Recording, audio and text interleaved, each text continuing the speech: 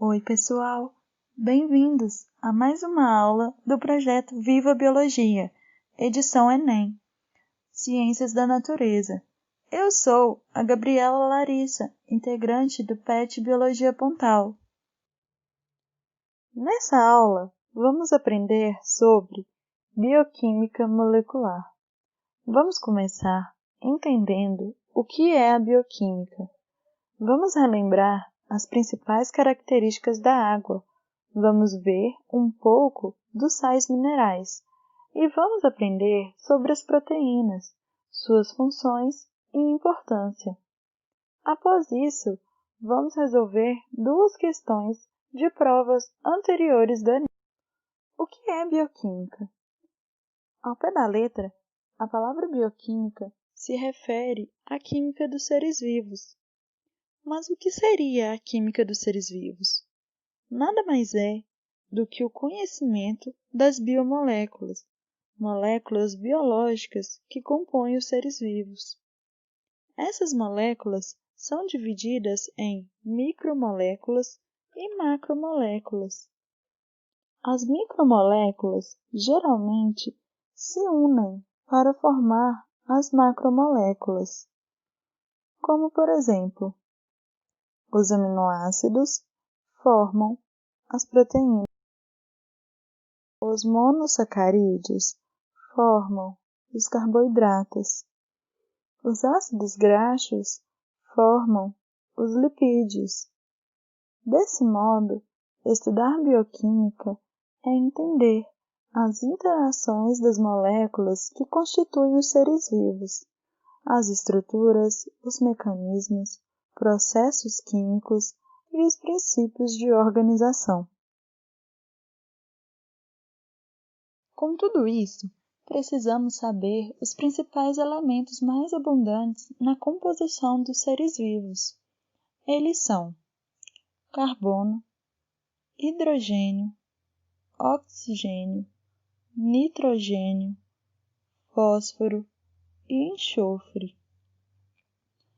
Cerca de 98% dos seres vivos são formados por esses elementos.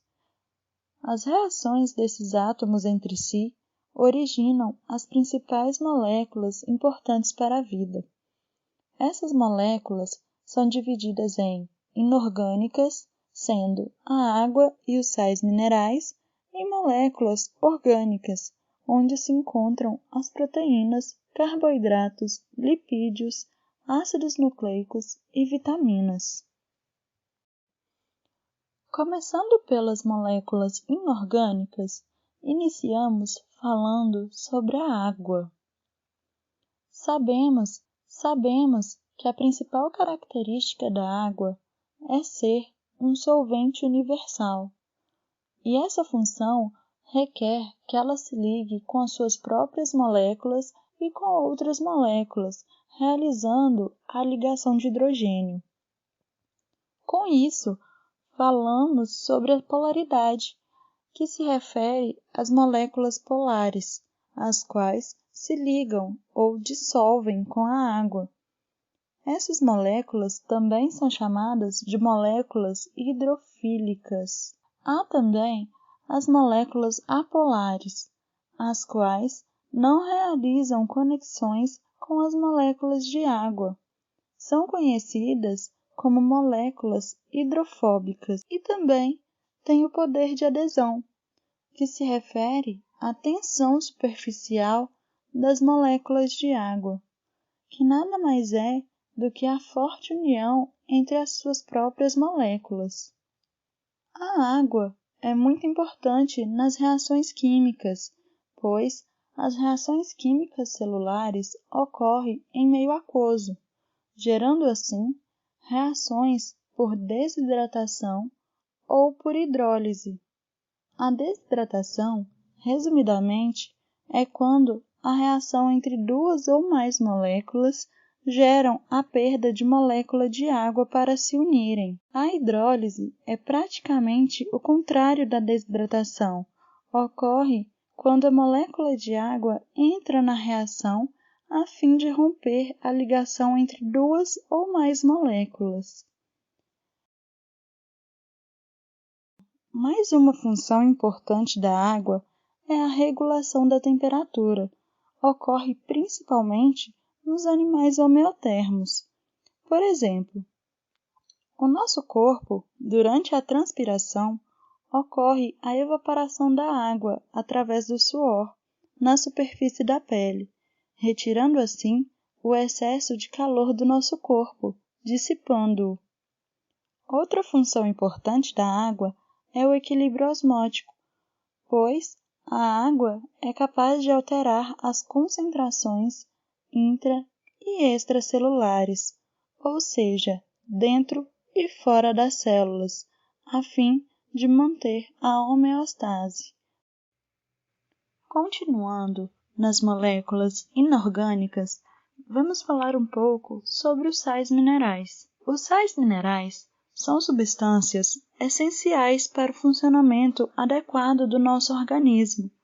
Nós não produzimos os sais minerais, então a única forma de obtê-los é exclusivamente através da alimentação. Os sais minerais possuem as mais diversas funções. Eles estão presentes como eletrólitos nos líquidos corporais, como componentes de enzimas, hormônios, ATP e ácidos nucleicos. Estão presentes na realização dos impulsos nervosos, equilíbrio osmótico, regulação de pH, contração muscular e como componentes estruturais de alguns tecidos, como os ossos e a dentina dos dentes. A seguir, vamos citar os principais sais minerais e suas funções no corpo humano. Sódio está relacionado principalmente com a regulação do volume de líquidos corporais. É importante na condução de impulsos nervosos, assim como o potássio, e está relacionado com a pressão sanguínea e contrações musculares. Potássio está relacionado com a contração muscular e a atividade dos nervos, pois atua promovendo excitabilidade elétrica. Também está presente no equilíbrio osmótico celular, juntamente com o sódio. E, além disso, é um importante regulador dos batimentos. Cálcio participa da formação de ossos e dentes, participa da coagulação sanguínea e regula uma grande quantidade de funções celulares, incluindo o processo de contração muscular. Fósforo também participa da composição de ossos e dentes. Ele está relacionado com a produção de energia, ATP, e é um dos componentes dos ácidos nucleicos. Ferro, componente principal da hemoglobina. Ele está relacionado com o transporte de oxigênio no magnésio, fundamental para o bom funcionamento dos nervos e músculos. Também está relacionado com o metabolismo do cálcio e com a síntese de vitamina D. Flúor atua na composição de dentes e ossos e está relacionado com a prevenção contra as cáries dentárias. Iodo, fundamental para o funcionamento adequado da tireoide, portanto, está relacionado com o metabolismo. Agora, começaremos a falar sobre as moléculas orgânicas, começando pelas proteínas. As proteínas são cadeias de aminoácidos ligadas entre si por uma ligação denominada ligação peptídica. Já já vamos entender como essa ligação acontece. Inicialmente, os aminoácidos se unem formando os chamados peptídeos, os quais são nomeados a partir da quantidade de aminoácidos ligados. Por exemplo, se apenas 2 aminoácidos se ligam, temos um dipeptídeo. Se 3 aminoácidos que se ligam, temos um tripeptídeo. 4 aminoácidos, tetrapeptídeo, e assim por diante. Quando há muitos aminoácidos ligados, geralmente denominamos de polipeptídeos. As proteínas podem ter milhares de aminoácidos ligados, podendo ser classificada como uma cadeia longa.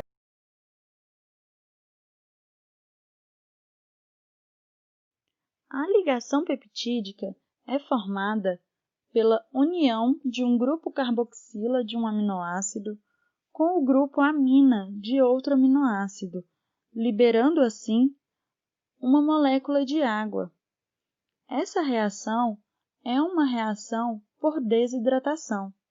Consequentemente, para romper essa ligação peptídica, ocorre a hidrólise. As proteínas são sintetizadas a partir da tradução do RNA. No núcleo da célula, um gene, precursor de uma proteína, é transcrito em RNA pré-mensageiro. Após a transcrição, esse RNA é processado, passando a ser um RNA mensageiro. Sendo assim, ele se desloca do núcleo para o citoplasma da célula, onde uma organela, denominada ribossomo, se acopla a essa fita de RNA e traduz a informação contida nela, produzindo uma cadeia de aminoácidos, que posteriormente pode se tornar uma proteína. Para entender melhor o que eu acabei de explicar, eu coloquei um vídeo rápido que eu encontrei aqui mesmo no YouTube. Vou deixar o link dele na descrição.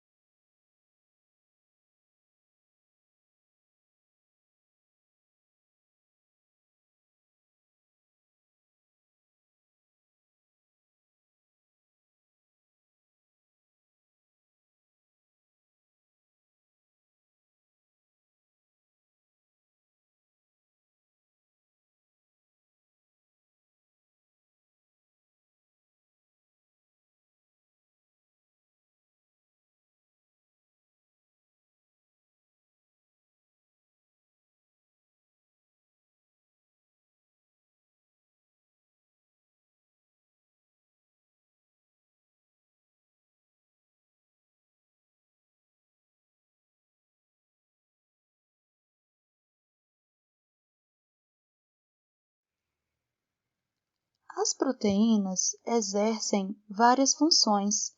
Entre as mais importantes estão funções estruturais.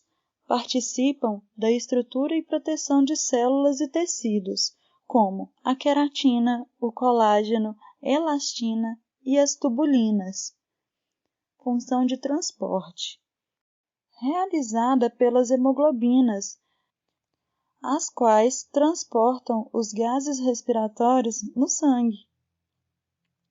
Função de defesa, realizado pelos anticorpos, conhecidos também como imunoglobulinas.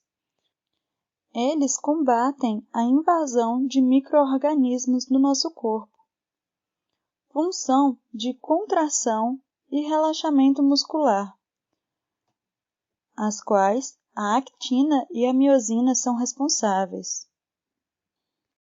Função hormonal. Aqui eu coloquei regulação, para dar o exemplo da insulina e do glucagon, que regulam o teor de glicose no sangue. E não menos importante, a função catalítica, que é realizada, em sua maioria, pelas enzimas. Nessa aula, vamos focar na função catalítica das proteínas. Com exceção de apenas um grupo de moléculas de RNA catalíticas, todas as enzimas são derivadas de proteínas. As enzimas são denominadas catalisadoras biológicas devido à sua capacidade de acelerar as reações que acontecem no organismo vivo, e isso contribui para que elas tenham uma importante participação nas reações metabólicas. Afinal, quase todas as reações do metabolismo são catalisadas por enzimas. Um exemplo de atividade enzimática é o processo de digestão. Graças à ação das enzimas digestivas, as moléculas dos alimentos são quebradas em moléculas menores e mais simples, facilitando a digestão delas. As substâncias que reagem com as enzimas são chamadas de substratos. Os substratos e as enzimas possuem um alto grau de especificidade entre si. Isso ocorre devido aos substratos se ligarem apenas com a sua enzima e as enzimas diferenciarem seus substratos de moléculas semelhantes. Vejam algumas das principais enzimas e suas funções. DNA polimerase, conhecida também como transcriptase reversa. Ela catalisa a duplicação do DNA. Lactase, facilita a hidrólise da lactose. Lipase, facilita a digestão de lipídios. Amilase, atua na degradação do amido. Pepsina ou protease, atua sobre as proteínas, degradando-as em moléculas menores. Tripsina, participa da degradação de proteínas que não foram digeridas no estômago.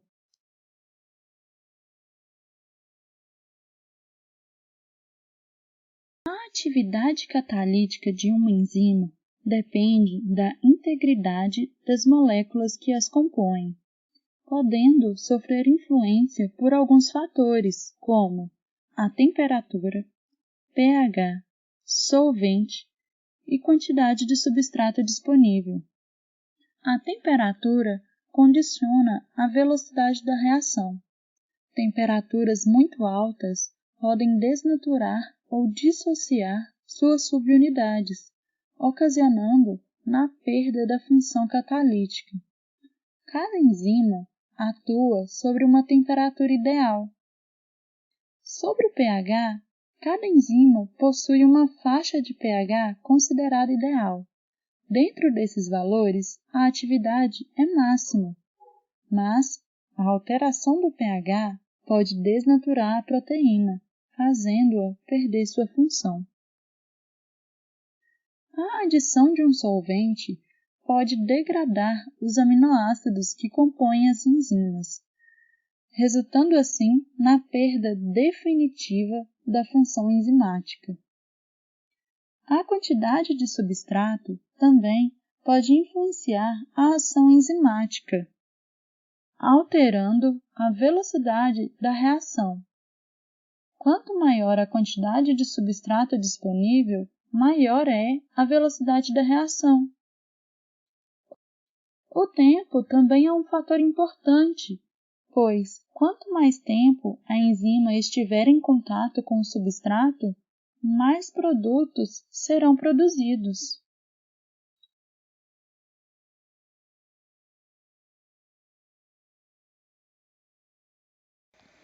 Para finalizar nossa aula, vamos solucionar duas questões que caíram na prova do Enem de 2018.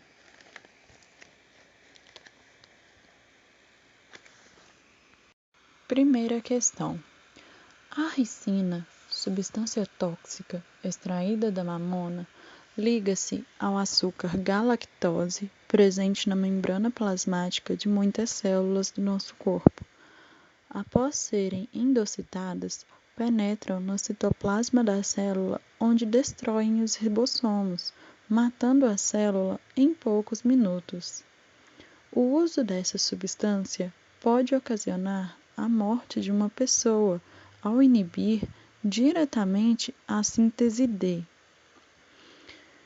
Como vimos em alguns slides anteriores, Os ribossomos estão diretamente relacionados com a síntese das proteínas. Então, nossa resposta certa é a letra D, proteínas. Próxima questão. O fitato, presente em diversos cereais, apresenta a propriedade de associar-se a alguns minerais, proteínas e carboidratos, formando complexos insolúveis e incapazes de serem digeridos por animais monogástricos. Por esse motivo, muitas rações ricas em cereais contêm, na sua formulação final, a enzima fitase como aditivo. O esquema de ação dessa enzima sobre o fitato está representado na figura abaixo.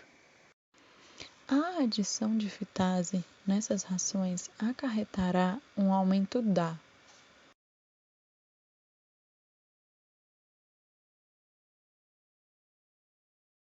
Como aprendemos, as enzimas catalisam as reações.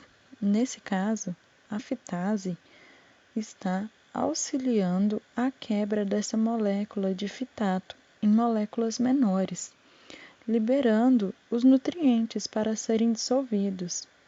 Então, nossa resposta certa é a letra B, disponibilidade de nutrientes.